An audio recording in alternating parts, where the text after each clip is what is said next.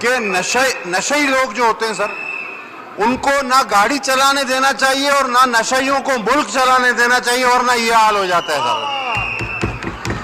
नशेई लोगों को ना गाड़ी चलाने की इजाजत हो, ना मुल्क चलाने की इजाजत हो सर। और अगर ऐसा होता है तो इसकी सजा क्या है सर?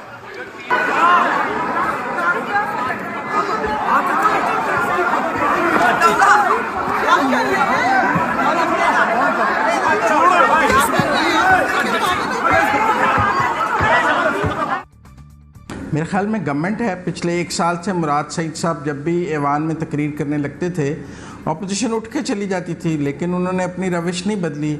और बताया जा रहा है कि जी और अदम बर्दाश्त क्या होती है। मेरा मतलब है, आप 1 साल से गालियां निकाल रहे हैं, 2.5 साल से गालियां निकाल रहे हैं, वो सुन रहे हैं। आज पहली दफ़ा अगर उन्होंने जवाब दिया है तो हमें पार्लियामेंट की बहुत बेतौकीरी नज़र आ गई है। 2.5 साल से जो गालम गलूच आप पार्लियामेंट में कर रहे हैं वो बेतौकीरी नहीं थी। और आज पहली दफ़ा मैंने देखा किसी जमहूरियत में हुकूमत ने खुद कोरम की निशानदेही की है। कभी हुकूमत ने भी कोरम की निशानदेही की है? ये तो अपोजिशन का प्रेरोगेटिव है। हुकूमत का काम तो कोरम पूरा करना है, ऐवान को चलाना है, एजेंडे के मुताबिक चलाना है। ये हुकूमत की जिम्मेदारी है। मतलब एक चीज़ मेरी जिम्मेदारी है और मैंने ही उस पर कोरम की निशानदेही करके मैं ही इजलास मुलतवी करा के मैं ही भाग गया हूँ, और फिर आप कह रहे हैं कि बड़ी बेतौकीरी हो गई। ये पहली हुकूमत मैंने देखी है जिसने कोरम की निशानदेही की है और ख़ुद इजलास से भागी है, वरना आज तक अपोजिशन ने बाइकाट किया है, अपोजिशन भागती है। आज पहली दफ़ा अपोजिशन ने जवाब दिया है तो इनको उल्टे पैर भागना पड़ गया है। 9 वज़ीर तकरीर करते हैं अपोजिशन के एक रुकन की तकरीर के जवाब में, फिर भी तसल्ली नहीं होती, और वो तकरीर भी सुनने के लिए तैयार नहीं है। अब आप कह दें कि इस पार्लियामेंट में सिर्फ हुकूमत को बोलने की इजाज़त है, अपोजिशन सिर्फ सुनने के लिए आया जाए, उनके मुंह पर टेपें लगा दी जाएं और सिर्फ उनको सुनाया जाए जब तक कि उनके कान पक ना जाएं। 2.5 साल में पक गए। मेरा मतलब है कहीं ना कहीं इस हुकूमत को जिम्मेदारी का सबूत देना पड़ेगा, इसको समझना पड़ेगा। 1 महीने से हम रट सुन रहे थे कि पीडीएम को चाहिए पार्लियामेंट में आके बात करे, पार्लियामेंट में आके बात करे। वो पार्लियामेंट में आए हैं तो आपने 9 दफ़ा तो राजा परवेज अशरफ का माइक बंद किया है। जिस पीपल पार्टी के आप इतने गुण गाते हैं कि वो जमहूरियत की चैंपियन हो गई है, वो ऐवान में ला रही है, वो पार्लियामेंट की बात कर रही है, वो अदम एतमाद की बात कर रही है, उस पीडीएम के आप उस पीपल पार्टी के राजा परवेज अशरफ का आपने 9 दफ़ा माइक बंद किया है। मसलन आप पार्लियामेंट में पीपल पार्टी को सुनने के लिए तैयार नहीं है, नवीद कमर को सुनने के लिए तैयार नहीं है। अगर आप, मैं नहीं बात कर रहा नून लीग की या जेयूआई की, भाई आपने आज मारा तो नवीद कमर को मारा है, आपने आज नहीं बोलने दिया तो राजा परवेज अशरफ को नहीं बोलने दिया, जो इस मुल्क में पार्लियामेंट की बालादस्ती के सबसे बड़े दाई हैं। तो सवाल तो उनसे होना चाहिए जो 1 माह से कह रहे थे कि पीडीएम को पार्लियामेंट में लाएं, इसलिए लाना था। इन्होंने तो आज खुद कह दिया कि पार्लियामेंट में ना लाएं, जो होगा वो मैदान में होगा और जो होगा वो सड़कों पे होगा। आज गवर्नमेंट ने खुद ही दावत दे दी है सबको सड़कों की। सही, जो हमने बोया था हम वही काट रहे हैं, आपके कहने का मतलब ये है। यशफीन, कहने को तो हम एक जमहूरी मुल्क में रहते हैं, जमहूरी तरीके से हम इन लोगों को मुंतखब करके लाते हैं और हमारे ही वोट से ये लोग आते हैं, और फिर उसके बाद इस तरह के रवैये देखने को मिलते हैं। जब ये लोग एक दूसरे का एहतराम नहीं करते, एक दूसरे की बातों पे सीख पा हो जाते हैं, तो आपको नहीं लगता ये उसी निज़ाम की नफ़ी करते हैं जिसके तहत ये आकर बैठते हैं असेंबली में? बिल्कुल, आप ठीक कह रही हैं, और बहुत सारी बातें यहाँ पे मेरे सीनियर्स बैठे हुए हैं, चुगताई साहब भी हैं, जनरल साहब भी हैं, उन्होंने की हैं। बहुत ही अनफॉर्चुनेट दिन था, जो कुछ हुआ वो इंतहाई एम्बैरेसिंग, शर्मनाक है। और जमहूरी रवैये क्या हैं या जमहूरियत को ये लोग किस तरीके से लेकर चलना चाहते हैं, वो उन्होंने आज हमें खुद दिखा दिया है। ये पहले भी पार्लियामेंट में हंगामा राइयाँ होती रहती हैं, सिंध असेंबली में तो खास तौर पे कुछ कभी कभार बहुत ज़्यादा ही हो जाया करता है। हमें और ममालिक से भी ऐसी मिसालें मिलती हैं कि पार्लियामेंट में ये सब कुछ होता है, लेकिन फिर भी जिस एक्सट्रीम पर आज ये लोग गए हैं, मैं समझती हूँ कि इनको खुद भी घर जाके थोड़ा सा जो है वो रिफ्लेक्ट करना चाहिए अपने अपने बिहेवियर के ऊपर, और थोड़ा सा सोचना चाहिए इस बारे में कि इंटरनेशनली आज हमारा क्या इमेज गया।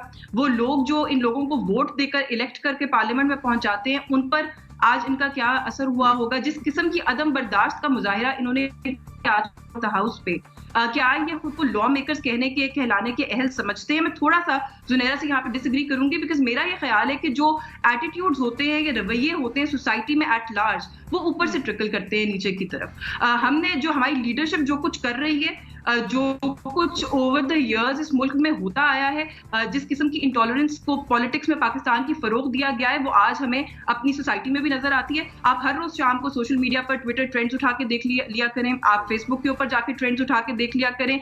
ऐसे अफसोसनाक होते हैं और इस किस्म की लैंग्वेज होती है जो कि दोहराई भी नहीं जा सकती है। तो मेरा ख्याल है कि आज पार्लियामेंटेरियंस ने ये बात हमें बड़ी क्लियरली समझा दी है कि ये रवैये जिनके ऊपर कुछ मुझ जैसे आप जैसे लोग शाम को तनकीद करते हैं कि ये इंटॉलरेंट एटीट्यूड कहाँ से आ रहा है हमारी सोसाइटी में, ये लोग लेकर आ रहे हैं। क्योंकि जहां पर इनको स्पेस मिलती है, आप टेलीविजन टॉक शोज की बात कर लें, आप जलसे जुलूसों की बात कर लें, और आप जो सबसे एक सेक्रेड फोरम है पार्लियामेंट का फ्लोर, वहां पे उसको भी उन्होंने नहीं बख्शा। धक्कम पेल से लेकर गुत्थम गुत्ता होने से लेकर फाउल लैंग्वेज यूज करने से लेकर जो कुछ आज हमारे पार्लियामेंटेरियंस ने किया है, मैं तो बहुत शर्मिंदा हूं टू से द लीस्ट। और मैं समझती हूं कि हम एज ए सोसाइटी कितने इंटॉलरेंट हैं। जो हमारा एक हाईएस्ट फोरम है इस मुल्क का, आज उसने पूरी दुनिया को दिखा दिया है कि हम यही सब जिसको अनफॉर्चुनेटली रिप्रेजेंट करना चाहते हैं। नासिर बेग चुगताई साहब, अवामी नुमाइंदों का ये रवैया आपकी नजर में कैसा है?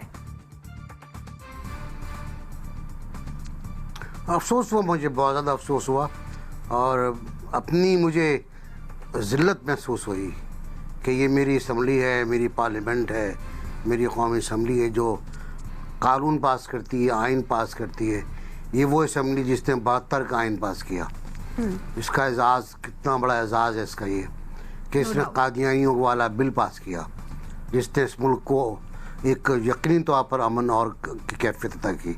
ये वो असम्बली है जिसने 18वीं तरमीम पास की, उसमें भी झगड़ा हुआ था लेकिन ये सूरत हाल नहीं थी। मैंने आज जो कुछ स्टडी किया है सुबह से अब तक, उसमें मैं ये कह सकता हूँ कि गलती दोनों की है, दोनों ही मुश्तइल थे, लेकिन सरकारी बेंचें कुछ ज़्यादा मुश्तइल थी। आज लगता ही था कि वो परेशान है, घबराहट का शिकार है। और तो और मखदूम शाह महमूद साहब आज बहुत ज़्यादा गुस्से में थे और उन्होंने जो कुछ गुस्से में कहा उस पर तो कई जगह बीप लगाने की ज़रूरत थी। और फिर राजा परवेज़ अशरफ ने जो जवाब दिया वो भी आपने सुना। और ये अताउल्लाह साहब वाला वाक़या पहला वाक़या नहीं है, पहले भी हो चुका है। इससे पहले भी मुराद सईद साहब कुछ लोगों को मारने के लिए भागे थे, वो फुटेज चल रही है, वीडियो चल रही है, और उनको रोकने वालों में भी PTI के लोग थे। और आखिर में उनको प्रेसिडेंट आरिफ अलवी ने, जो उस वक्त MNA थे, उन्होंने गोद में पकड़ के बैठा लिया था, ज़बरदस्ती दबोच लिया था। लेकिन ये होना नहीं चाहिए हमारी असम्बली के अंदर। ठीक है, इख्तलाफ एक हद तक झगड़ा होता है, होना चाहिए, शोर शराबा होना चाहिए, मुर्दार असम्बली कोई नहीं होती। लेकिन इस नौयत का, और मुझे तो डर लगता है कि कोई हमारा डिप्टी स्पीकर मारा ना जाए। इससे पहले रिवायत है हमारे यहाँ, एक डिप्टी स्पीकर थे गालिबन शाहिद साहब, उनकी मौत हो चुकी है हाउस के अंदर ही प्रिजाइड करते हुए। तो ये ना हो जाए, और इसके लिए ज़रूरी ये है कि जो अपने आप को कहते हैं हम सीनियर लोग हैं, मखदूम शाह महमूद साहब हैं और राजा परवेज़ अशरफ साहब हैं, ये शहीद रहमान हैं, रज़ा रब्बानी हैं, और दूसरे असद उमर हैं, ये मिलके बैठे बात करें कि हाउस चलाना किस तरह है। देखें, आज तस्लीम कर लिया है मखदूम शाह महमूद साहब ने कि उनके पास अक्सरियत नहीं है, वो मंजूर नहीं करा सकते। तो मेरा ख्याल है इसका गुस्सा हो, ये हो सकता है कि लोग टूट नहीं रहे हों, उसका गुस्सा हो, ये हो सकता है कि सेनेट के इंतखाबात में प्रेशर आ रहा हो, उसका गुस्सा हो, ये हो सकता है सहारे टूट रहे हों, उसका गुस्सा हो। कुछ ना कुछ है। तो इस कदर शदीद हंगामा आराई हुई है ये। और ये वक्फा सवालात को अगर आप देखें तो वक्फा सवालात में ट्रेडिशन ही कहती है, मेरे ख्याल है सबको तरबियत की ज़रूरत है कि जवाब दें सवाल का आप। जुनैरा, अभी जनरल साहब ने भी कहा, नासिर बेग चुगताई साहब ने भी कहा कि ये तौहीन है और इस तरह का रवैया हमें जेब नहीं देता। नशिस्तों पर खड़े हो जाना, शोर मचाना, गालियां देना, एजेंडे की कॉपीज फाड़ना, एक दूसरे के गिरेबान पकड़ लेना, क्या ये रवैये जेब देते हैं पढ़े लिखे लोगों को?